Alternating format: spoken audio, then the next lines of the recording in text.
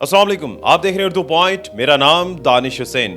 अरशद शरीफ की शहादत के बाद जहां हर आंख अश्कबार है, वहीं कुछ उनके देरीना साथी भी हैं जो उनकी यादों को साथ लिए आज भी बातें करते हैं। हमारे साथ मौजूद हैं राना अजीम साहब, पुराने साथी हैं, बहुत सी यादें वाबस्ता हैं अरशद शरीफ साहब के साथ। इनसे उन यादों का तस्करा भी करेंगे, साथ साथ जो नई डेवलपमेंट्स हैं उस पर भी बात करेंगे। अभी थोड़ी देर पहले ही एक ट्वीट हुआ है मरियम साहिबा की जानिब से, बल्कि रीट्वीट किया गया है, जिसमें उन्होंने ये कहा है कि ये एंकर जो हैं ये हमारी वालदा के इंतकाल पर मजाक करते थे, तस्दीक करते थे और कहते थे कि पार्सल किया गया तो ये दुनिया मकाफात है। मतलब कुछ इस तरह के अल्फाज हैं जो मैंने अपने अल्फाजों में राना साहब उसको परोने की कोशिश की है। ये जस्टिफाइड है एक पॉलिटिकल लीडरशिप की जानिब से जो ताज़ियत तो नहीं करते, दिवाली मनाते हैं और उसके बाद इस तरह के रिट्वीट भी करते हैं। उस वक्त में जब हर आंख नम है और इस वक्त में जब हर दिल दुखी है और हर शख्स जो है वो बिल्कुल इस तरह खौफ में, और खौफ भी है और अफसोस भी है और तसव्वुर में भी नहीं कि हमारा अरशद शरीफ हमसे जुदा हो गया। मुझे पाकिस्तान का कोई एक बच्चा बूढ़ा जवान दिखा दे जिसको इस चीज़ का अफसोस नहीं है, जो अरशद शरीफ को नहीं भी जानता था। हर शख्स, मैंने लोगों को दहाड़े मार मार कर रोते देखा है। हम लोग कल खुद इस काबिल नहीं थे कि बात कर सकते, लेकिन हम जिस फील्ड में हैं हमें हौसला दिखाना था, हमने अरशद शरीफ के मिशन को आगे लेके जाना था। आज मरियम साहिबा ने मेरे लिए बड़ी काबिल एहतराम थी, आज से पहले थी। अब वो एहतराम का रिश्ता उन्होंने पूरी सहाफ़ती बरादरी से ख़त्म कर दिया। अरशद शरीफ शहीद नहीं हुआ, पाकिस्तान की सहाफ़त को शहीद किया गया। अरशद शरीफ चोर नहीं था, अरशद शरीफ ने कर्जे नहीं लिए थे, अरशद शरीफ बैंक डिफ़ाल्टर नहीं था, अरशद शरीफ ने कोई ऐसा जुर्म नहीं किया था कि उसे जलावतन किया जाता। अरशद शरीफ का जुर्म इस पाकिस्तान के लिए सबसे बड़ा एजाज़ था। जुर्म क्या था? सच बोलना। जुर्म क्या था? करप्ट माफिया को बेनकाब करना।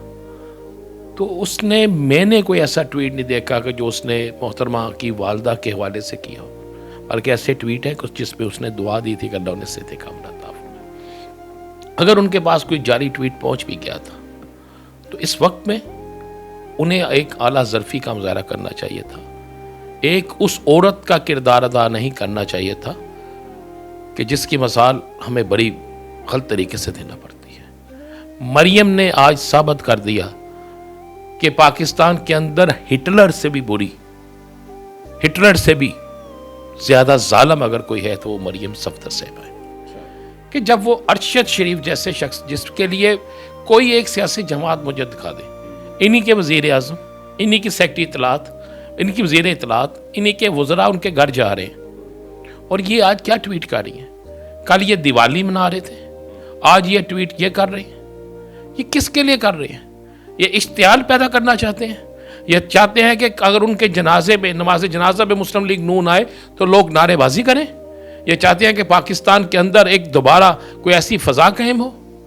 मैं समझता हूँ कि मरियम के आज का बयान सहाफ़ी बरादरी के मुंह पर और ख़ासकर पाकिस्तानियों के मुंह पर एक तमाचा है और इसका हम जवाब देंगे। ये पार्टी पॉलिसी है या ज़ाती कैपेसिटी में? क्योंकि अभी आपने भी तस्करा किया, प्राइम मिनिस्टर इटसेल्फ उन्होंने ना सिर्फ ताज़ियत की बल्कि उन्होंने जुडिशल कमीशन बनाने का भी ऐलान किया है हाई कोर्ट के सीनियर जज की सरबराही में, बल्कि मीडिया के मेंबर्स भी इसमें होंगे।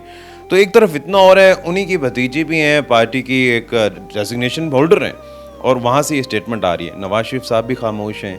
ये बाप बेटी की अलग से पॉलिसी है या ये पार्टी पॉलिसी के हैं? पहली बात है कि पॉलिसी वो होगी जो मरियम की होगी। अच्छा, पार्टी वो होगी जो मरियम की होगी, बाकी तो सारे मट्टी के बुत हैं। तो जिन लोगों ने सजनिश, उनकी सजनिश नहीं होगी जिन लोगों ने ताज़ियत की है नून लीग के लोग? मेरे ख्याल अब तक हो चुकी होगी। अच्छा, ये ताज़ियत क्यों की? हाँ, ताज़ियत क्यों की, बल्कि उनसे कहा जाएगा कि आपने ये क्यों किया।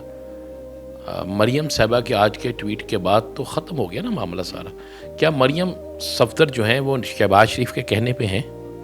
क्या मरियम सफदर साहिबा जो हैं वो किसी और के कहने पे हैं? वो तो इस मुल्क की आइंदा आने वाली वज़ीर आज़म बनने का ख्वाब देख रही हैं। आपने जो औरत पाकिस्तान में रह के ये कहे कि इमरान खान को सज़ा होगी और इमरान खान को सज़ा हो जाए, तो फिर आप उससे क्या तवक्को रखते हैं? अरशद शरीफ साहब, ज़ाहिर है उनकी जस्से खाकी आ रहा है, उसके बाद यहाँ पर तदफीन भी होगी। ये कुछ लोग ऐसे कह रहे हैं कि हुकूमत के लिए बड़ा भारी होगा ये जनाजा। आपको लगता है मौजूदा हुकूमत के लिए ये जनाजा भारी है? बहुत भारी होगा। देखें, जिसको बाहर निकाल दिया, जो चला गया इस मुल्क से, अब उसको सरकारी तौर पर उसकी तदफीन के इंतजाम किए जा रहे हैं, उसका प्रोटोकॉल लगाया जा रहा है, सब कुछ किया जा रहा है। पता क्यों? उसकी ज़ुबान बंद होगी, इसलिए कि वो मनोमट्टी के नीचे जा रहा है, इसलिए कि अब वो किसी की करप्शन को बेनकाब नहीं कर सकेगा। आप खामोश हो जाएं, आप इस हुकूमत के गुण गाना शुरू कर दें तो मौत आपके पास नहीं आएगी। क्या सच बोलने की पादाश में कत्ल हुआ ये आप समझते हैं? इस बात को ये हादसा समझते हैं? हादसा नहीं था ये। किस तरह हादसा था? ये मेरे पास फैक्ट एंड फिगर्स हैं, मैं आपको ब्रेक करता हूँ। क्या अरशद शरीफ, हम सब समझते थे लंदन में है, वो लंदन में नहीं था, वो कीनिया गया, 1 माह से ज़्यादा अरसा कीनिया में था। उनके तो खानदान के कुछ लोगों को नहीं पता था वो कीनिया, बस ये पता था साउथ अफ्रीका में। बिल्कुल, इसलिए कि वो डरता था। उसने 3 वीडियो रिकॉर्ड कराई अपनी, मैं आपके चैनल में ये बिल्कुल कह रहा हूँ, 3 वीडियो उसने रिकॉर्ड कराई हैं जिसमें उसने कहा है, एक वीडियो मरने से 1 दिन पहले, जिसमें उसने कहा है कि मुझे कौन मार सकता है, वो कौन है जो मुझे मार सकता है, वो कौन था और वो कौन है, ये 2 लफ्ज़ से उसने बिल्कुल कहा। यहाँ पे कहा था वो कौन था, वहाँ कहा वो कौन है। इसके घर की रैकी की गई। रैकी करने वाले वो लोग थे जो 3 थे, जिनका स्याह फार्म, जो स्याह फार्म नहीं है, मकामी नहीं थे वहाँ के। वो किस मुल्क से उसका तल्लक है, किन से, किसके कहने पे वो ये कर रहे थे। उसके बाद इसकी गाड़ी को ट्रेस किया गया। ट्रेस करने के बाद बाकायदा जब इसको टारगेट किया गया, कभी नहीं ऐसा होता। कीनिया के अंदर एक कानून मौजूद है कि अगर पहले फायरिंग करता है तो आप क्रॉस फायरिंग करते हैं। अब इस पूरे वाक़े में जिसका इल्ज़ाम या जिसका खदशा जाहिर किया गया कि अरशद शरीफ ने ये किया था या उस गाड़ी में ये हो सकता था या हमें शक था, ये लफ्ज़ था, कन्फर्म नहीं था। अब अरशद शरीफ की गाड़ी का जो नंबर है वो है KDG KDG 200M, और ये सफ़ेद रंग की। ये सफ़ेद रंग की है। जो बच्चा किडनैप होता है जिस गाड़ी में, उसका जो नंबर है वो है ADG 700F, उसका कलर ब्लैक है।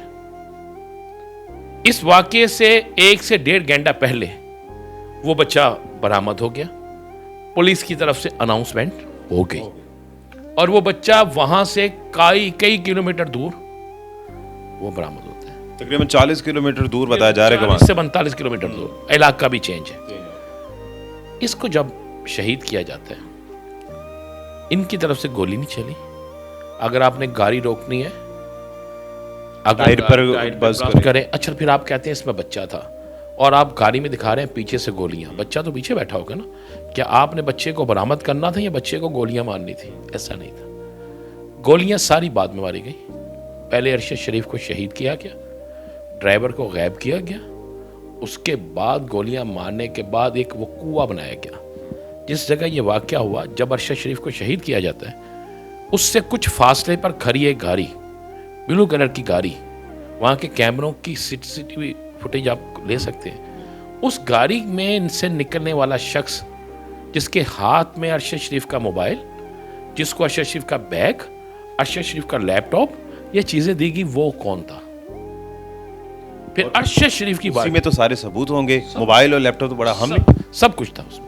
फिर वो एक सर्द खाना जो 17 किलोमीटर के फासले में, उसकी बजाय 70 किलोमीटर के फासले पर सर्द खाने में उसकी मैयत को क्यों रखा गया और फिर पाकिस्तानी सफारत खाने से छुपाया इतना टाइम क्यों गया? वो कौन था जिसका जवाब वो यहां से चाहता था? बेचारा वो ढूंढता रहा, वो कौन था, वो कौन था, कौन सामने लाएगा? अब उन 3 अफराद को जिसके घर की निगरानी कर रहे थे, जिसकी वीडियो उसके मोबाइल में, जिनकी तस्वीर उसके मोबाइल में मौजूद थी, उसका मोबाइल ले, अगर उसके मोबाइल से डाटा गायब नहीं किया गया तो आपको चीज़ें मिल जाएंगी। उसका लैपटॉप ले, अगर उसके लैपटॉप से डाटा गायब नहीं किया गया। फिर मारने वाले पुलिस वालों में 2 ऐसे शूटर थे जो रिटायर्ड पुलिस के अफसर हैं, जिनको डेथ स्क्वाड, पुलिस का एक जो सबसे खौफनाक स्क्वाड है जो बंदे मारता है, उसमें है। तो वो कौन थे? और लोग तो ये भी कह रहे हैं कि कीनिया की पुलिस किराए पे ही मिल जाती है, ऐसी कुछ है। बल्कि वहाँ के कुछ सहाफ़ी हैं, नैरोबी के सहाफ़ी, जो ट्वीट कर रहे हैं कि अपने सहाफ़ी तो मारते थे, अब गैर मुल्की सहाफ़ी भी मारने लग गए। देखिए कीनिया की पुलिस पूरी दुनिया के अंदर, आप एक तो अल जज़ीरा ने इस पे बाकायदा एक डॉक्यूमेंट्री बनाई है, और उसके बाद पूरी दुनिया के अंदर ये वाहद पुलिस है जो किराए की कातल कहलाती है। इसको डेथ स्क्वाड इसका जो है वो इसी काम के लिए है। तो ये देखना होगा कि वो कौन से लोग थे जो इसकी निगरानी करवा रहे थे, कौन से लोग थे जो इसका सामान लेके गए, कौन से लोग थे जिन्होंने इसको मारा, और इसको शहीद करने के बाद आज के वक्त तक कागजात के अंदर वो गिरफ्तार नहीं है। वहाँ की पुलिस के मुताबिक वो अरेस्ट हैं। अगर वो अरेस्ट हैं तो अभी तक उनकी तस्वीर कीनिया की किसी अखबार में शाया क्यों नहीं हुई, उनके बयान क्यों नहीं हुए। अरशद शरीफ जिस घर में रहता था, अरशद शरीफ के साथ जो शख्स थे, उनकी वीडियो सामने क्यों नहीं लाई जा रही, उनके बयान सामने क्यों नहीं लाए जा रहे। अरशद शरीफ से जो सामान निकला वो खाली हाथ तो नहीं था, वो किसके पास है, वो कीनिया की पुलिस उसी को सामने क्यों नहीं ला रही, उसको सफाई मिसल का हिस्सा क्यों नहीं बनाया जा रहा। राना साहब, आखिर में जाते जाते कुछ यादें शेयर करें, कोई ऐसा वाक़या, ज़ाहिर है बड़े करीबी मरासिम थे, मिलना मिलाना रहता था अरशद शरीफ साहब से, कोई ऐसी याद जो आज भी याद आई हो, कल एहतजाज जब आप लोग कर रहे थे तब भी बार बार वो मंज़र आपके सामने आता हो। दानिश, मेरा उससे एक बड़ा गहरा ताल्लुक था, और कल तो सारा दिन बोला भी नहीं जा रहा था, और न दिल साथ दे रहा था ना सुमा साथ दे रही थी। एक सालगिरह की तकरीब थी हमारी, अरशद भाई इस्लामाबाद से फैमिली के साथ आए, मैं अशरफ हम बैठे थे, तो अरशद भाई साथ बैठ के बहुत सी गुफ्तगू, बहुत सी बातें, बहुत सी चीज़ें हुई।